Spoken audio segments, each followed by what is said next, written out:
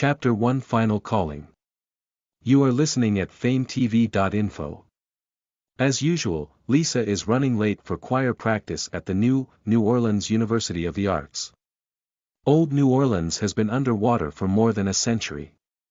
The tsunami caused by an earthquake under the Gulf of Mexico washed away most of the coast of Louisiana, Mississippi, Alabama, parts of Florida and Texas. Lisa, who is nearly always late for everything, knows the history.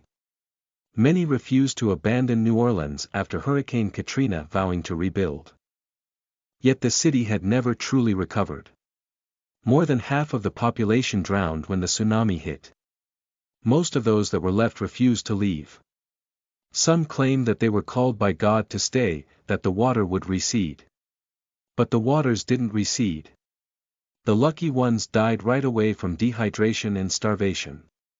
The rest died after the seals on a research laboratory didn't hold, releasing a genetically engineered virus. New Orleans was built in tribute to the lost city.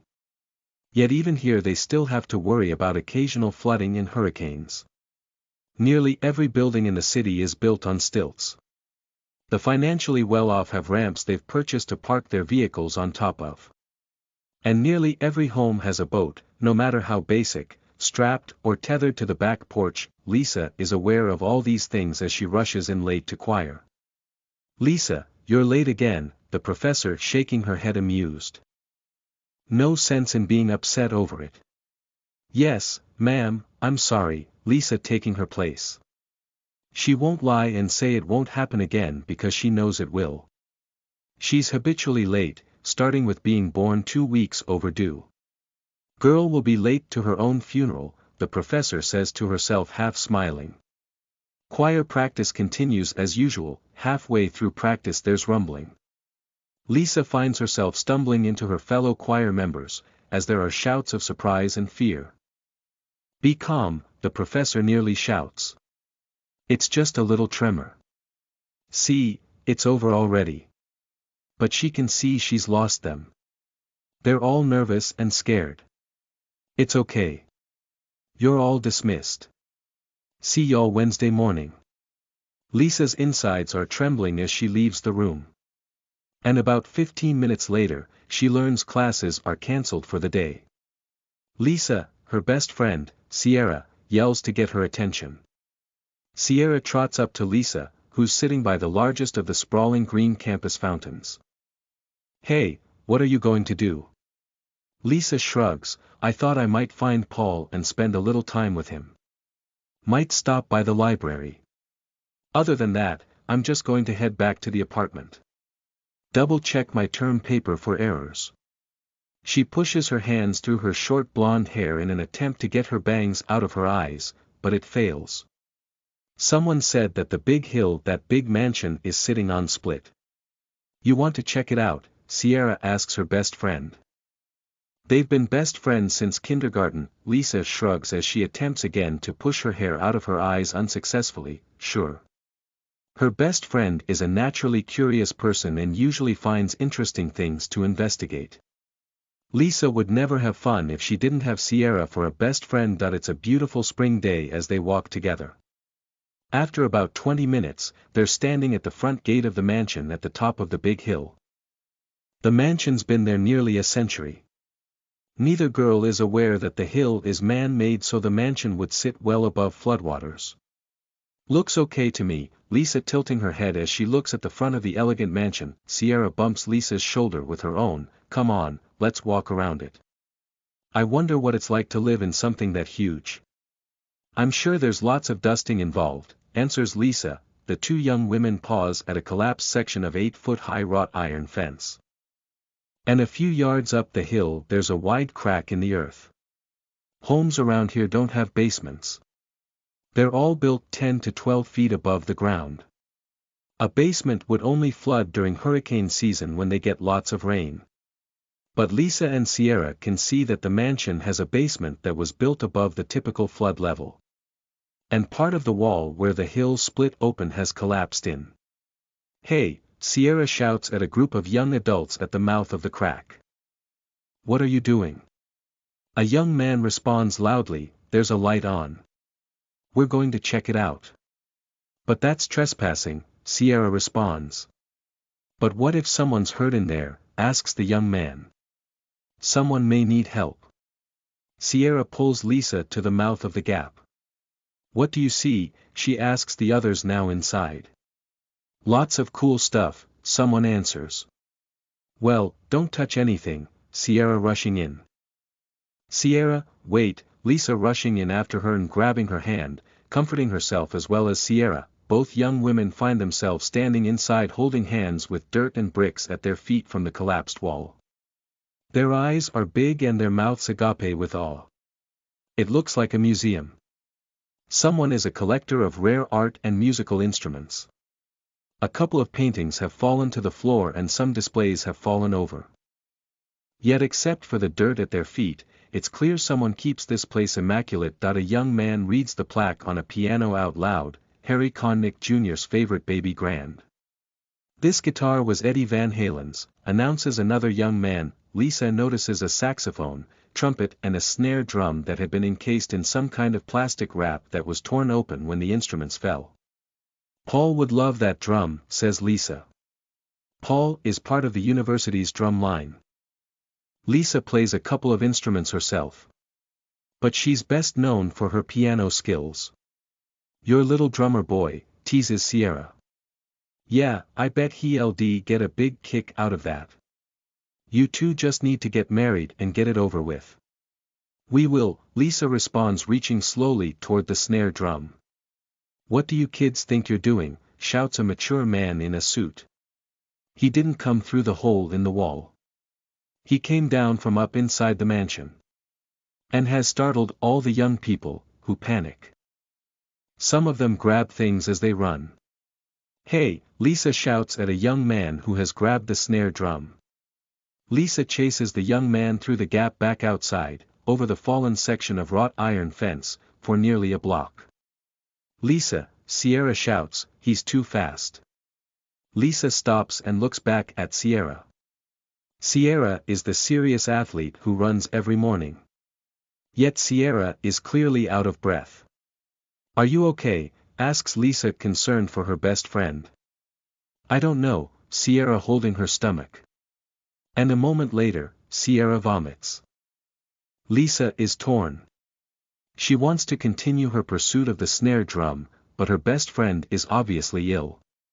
Come on, putting her arm around Sierra, let's go back to the apartment. Sierra vomits several times on their way back to the apartment. Lisa vomits a few times herself. And she notices others vomiting. Yet despite her own sudden queasy stomach, her best friend's sudden illness, and the people she sees becoming ill around them as they walk home, Lisa's mind keeps returning to the snare drum. It's as if it's calling her. And by the time she reaches the apartment with Sierra, Lisa is convinced she needs to find the snare drum for Paul. There are neither basement apartments here nor even any ground-level apartments. The tsunami may have happened more than a century ago, but no one has forgotten. Nothing essential is on the first couple of floors of high-rises in the area. The 13th floor is where you will find essential systems in these high-rises that you would normally find in the basements of high-rises. But their extremely modest apartment isn't in a high-rise. It sits 10 feet above ground on steel and concrete beams planted deep down in the earth below, situated below, and between, and across from another identical apartment. Residents that own their own vehicle, park underneath the apartment building. Lisa and Sierra don't have a car. They share their apartment with two other young women who are also college students. There's one bedroom at one end of the apartment with 4 built-in trucker-style bunks with privacy curtains, built-in shelves and desks. The 4 closets with mirrored doors are actually outside the bedroom. Then there's the living and kitchen area. While at the other end are 2 3/4 bathrooms. Lisa and Sierra share one bathroom while the other 2 young women share the other. The rent is cheap. $400 a month, meant to be split easily 4 ways by college students. But unfortunately, some of the residents are single mothers taking advantage of the cheap rent. Lisa helps Sierra into her bunk. They both have bottom bunks, and Lisa is grateful she doesn't have to help Sierra into a top bunk or try to climb up into one herself. She puts a small trash can by Sierra's bed and sits on the edge. "Can I tell you something?" asks Lisa. "Sure," Sierra patting Lisa's knee. "I was jealous when you got your calling as Sunday school secretary," admits Lisa. "I can do more than play the piano." "Of course you can," Sierra sitting up and hugging Lisa around her shoulders. "You're smart, talented and pretty in an extra cute way. But you're so beautiful. You've never gotten anything less than an A-. You never need a tan. And you always seem to know just what to say." Sierra giggles, "Never need a tan," shaking her head, "that good old curse of Khan." Lisa sighs, "You know that's a misinterpretation. Nobody's skin is cursed. It's their hearts and minds that are cursed with blackness. It still shocks me that some people are still ignorant or hateful enough to believe that." Sierra shrugs, "Still, there's no reason for you to be jealous of me. You've got your drummer boy, Paul. I don't have anybody. Andy's never going to ask me out. You and Paul are going to get married and sealed in the temple and make pretty babies." Sierra leans over and vomits into the wastebasket. "I'll get you some ice water," Lisa getting up. A minute later, she returns with the ice water and a kitchen towel full of ice for Sierra's head. Sierra gladly accepts both. She sips the water and sits it aside. Then she lies back with the towel of ice to her forehead. "I really needed this. My head is pounding. Feels like that drum of yours is inside it." Lisa climbs behind Sierra and hugs her. "Maybe we should take you to the 24-hour health center." Sierra doesn't like shots and can't stand the thought of possibly disrobing for a stranger. "Let's give it till morning. It might just be a 20.4-hour flu. If I'm not better by morning, then I'll go to the health center." Lisa nods her head in agreement. "Okay." Then both young women doze off. Lisa hears the drum pounding and calling her name in her head. She climbs over Sierra, but doesn't notice the blood-tinged vomit in the wastebasket as she steps past it and out into the living area. "Lisa," Paul calls through the screen door as he knocks on it. "Lisa." It's Paul and Andy. Lisa opens up the screen door for him. She hugs him. "Paul, this guy stole your drum." Paul shakes his head confused. "My drum? None of my drums are missing. Sierra and I found this really cool old snare drum for you," Lisa tells him earnestly. "But this guy grabbed it and ran off. I need to find it for you." Paul gets her by the arm before Lisa can rush out the door. "Don't worry about that right now. You're burning up." Lisa scratches an itchy spot on her back. "I'm fine. But that itchy spot on her back is where her skin has started to rot away." Sierra leans over and vomits more blood-tinged vomit into the wastebasket. But Lisa, Paul and Andy can't see the blood from where they're standing. "Gee," Andy very concerned, "Sierra sounds really sick." "Lisa," Sierra calls, "tell Paul to find that God-blessed drum. I can hear it beating in my head. He needs to find it so it'll stop." "You have to find it," Lisa tells Paul. "I can hear it calling. It won't quiet until you find it." "Hush," Paul hugging her and stroking her hair. "Andy and I stopped by to check on you. There are a lot of people sick right now. The 20.4-hour health center, the hospital emergency room and the infirmary at the university are all over full with sick people. But the drum, Paul," Lisa insists, "you've got to find the drum so it'll stop calling." "I'll take care of that," Paul tells her. "You look after Sierra and try to get some rest yourself. I'll find the drum." "You promise?" asks Lisa. "I promise." Paul kisses her forehead. "You just check on Sierra and have a lie down while I go find that drum, okay?" Lisa nods. "Okay. I'll even help him look." Andy anxious to talk to Paul back outside. Paul gives Lisa a quick kiss. "I won't be gone long. Come on, Andy." Outside Andy asks Paul, "What do you think is going on?" Paul shrugs. "Something really contagious is going around. Makes people delirious, probably the high fever. Let's go to the pharmacy." We can grab something for fever. Asks the pharmacist what's best for vomiting. Do you think Sierra's going to be alright? Asks Andy as they walk along. I know I'm a big coward. I've been meaning to ask her out for forever, admits Andy. Paul smiles, just ask her. She's going to say yes. You don't know that, says Andy. Yeah, I do, Paul's smiling, my fiancée is her best friend, remember. They enter the pharmacy. The cashier is obviously ill. They head back to the aisle with all the fever reducers, cold and flu relievers, and find the aisle picked over. Maybe we should try another pharmacy, suggests Andy. Paul shakes his head sadly. I'm sure they're all like this. He finds a small bottle of acetaminophen and diarrhea relief medicine. Let's see if we can find some 7-Up or something. They head down the soda aisle. Andy tells him, number 7-Up. No Sprite. No Sierra Mist. Hey. I found a 6-pack of ginger ale. That'll work, responds Paul as Andy grabs the ginger ale. They head toward the pharmacy counter. But don't see anyone on the other side. They just barely hear a toilet flush. A moment later, the pharmacist steps out through a door that says employees only. Paul and Andy both greet the elderly man, who, like the cashier, is obviously ill. Seems to be a lot of people ill, sir, Paul says to the pharmacist. The pharmacist nods sadly. I called the CDC, but they said they were already aware of the situation. Couldn't get any information, which means it's bad.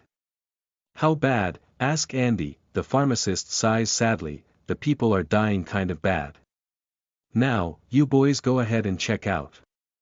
Sally and I are the only ones here and we're going to go home to our families.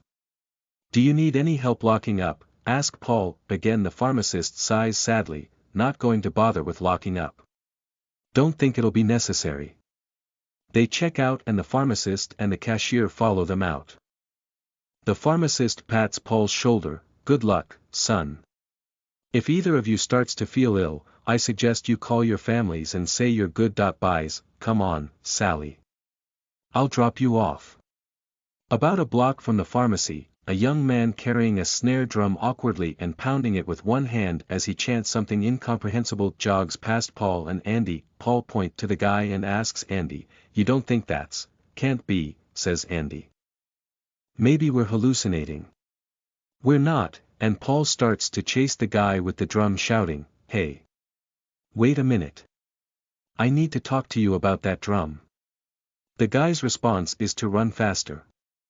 So, Paul pours on the speed. Paul wait, Andy shouts. His shorter legs can't keep up with Paul's longer legs. Oh, no, Andy says to himself as he pauses and vomits. Andy jogs around the corner in time to see Paul stop to vomit. Paul, please, wait. And this time Paul waits. Paul, we're sick. Paul nods in response to Andy, then motions for him to follow. Be quiet a minute. He went around this house with all the boxes and stuff under it. Looks like somebody got evicted. They peep around the side and see the guy sitting cross-legged with the drum on his lap. He's patting it lightly as he chants nonsense softly to himself. They watch him for a minute. Then he gets up and shoves the drum in among the clutter of boxes and things under the house. When he thinks it's satisfactorily hidden, he jogs off waving his hands in the air at nothing. Paul steps up to where the young man was sitting. He pushes in his hand amongst the boxes and pulls out the drum. Paul looks the drum over carefully. And despite its obvious age, it's in pristine condition. Someone took good care of it. Cool drum, says Andy. Yeah, says Paul, headed back in the direction of the modest apartments mostly inhabited by college students. But he's not headed straight to Lisa and Sierra. Got to get my sticks. As Paul gets his sticks and straps the drum to himself as if he's going to march in a parade with it, Andy speaks briefly to one of their roommates that's lying in his bunk. Andy asks their roommate how he's feeling and the roommate admits he's ill. Andy tells him that he and Paul are sick too, seems everybody's sick. Then Andy recommends to their roommate that he calls his mother and tell her he loves her. The roommate thinks this is a good idea and digs out his cell phone, then Andy hurries after Paul, who has exited the apartment playing the drum. Andy is still carrying the ginger ale. As they pass the girl's apartment, Lisa comes trotting out. Despite being obviously ill, she's smiling. And when she catches up to Paul, she clasps her hands together and says happily, "You found it. I'm so glad you found it." Andy pauses wondering about Sierra and her condition. "Lisa. How's Sierra?" Lisa answers, "Taking a nap." Andy decides to follow his friend a bit further. Paul only goes to the next corner where some other musicians have gathered. Andy's not aware that the saxophone, trumpet and Paul's drum all came from the same place. That these instruments were contaminated long before he was even born. But he's very surprised when the musicians on the corner, without any type of discussion, start playing, when the Saints go marching in. At the end of the old song, the saxophonist, trumpet player and Paul collapse. Andy seems to be the only one concerned as he kneels down and asks, "Paul, are you all right?" Of course he's all right, Lisa lying down on the sidewalk next to Paul. She snuggles up to Paul and rests her head on his shoulder. He found the drum. Andy checks the pulse of the saxophonist, a man with long dreadlocks. The man has answered his finally calling. He's dead. Andy looks at Paul and Paul tells him, "It's okay, Andy." Andy's not sure what to do. He sees the guy who had the drum earlier slumped over on some steps across the street. Andy doesn't need to go check his pulse to know he's answered his final calling. When he looks back down at Paul and Lisa, he can see they've answered their final calling too. Andy takes the 6-pack of ginger ale and walks back to the girl's apartment, pausing only once to vomit. He doesn't bother to knock. The trash can at Sierra's bedside was swapped out for a bucket by Lisa earlier. But even when Lisa dumped, flushed and rinsed the trash can, the blood in the vomit hadn't registered with her. But the blood in the vomit in the bucket registers with Andy. As he kneels down by Sierra, Andy touches her cheek and she opens her eyes and smiles at him. Andy smiles too. "Hey, beautiful." "Hey, Andy. Where are Lisa and Paul?" "Down on the corner," Andy answers. "Paul's jamming with some other musicians. Sounds like they're having fun." Andy doesn't want to talk about Paul and Lisa, "So, how are you feeling?" "My head's not pounding anymore," answers Sierra with a smile. "Good," Andy sitting on the edge of the bed. "Sierra. Will you marry me?" Sierra's quite surprised. "Don't you think we should date for a while first?" Andy shrugs. "We've tagged along with Paul and Lisa to the movies and stuff long enough that we already know each other really well. It's like we've already been dating." "Marry me." Sierra giggles. "All right, yes. I'll marry you." Andy kisses Sierra.